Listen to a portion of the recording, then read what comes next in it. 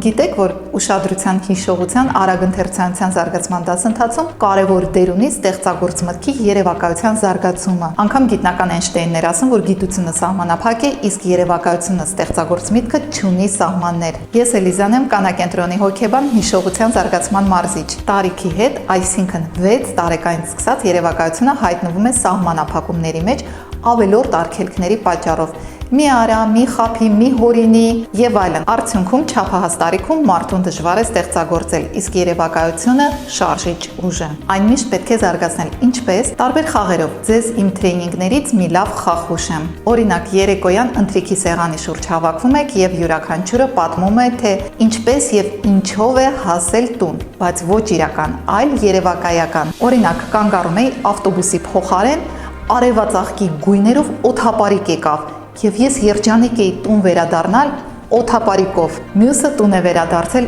առյուծի վրա նստած ընդամենը 5 րոպեում։ Աշխատանքից հետո մասնակիցներից մեկը գորգի վրա թռչել էր Եգիպտոս, ծովում լող էր տվել եւ շտապել վերադառնալ տուն։ Իսկ թե ինչով է օգտակար այս վարժությունը գլխուղեղի համար, կարդացեք նկարագրության մեջ։ Եթե դուք ցանկանում եք դառնալ արագ ընթերցանության, ուշադրության, հիշողության զարգացման մարզիչ, գրեք ինձ անձնական նամակ։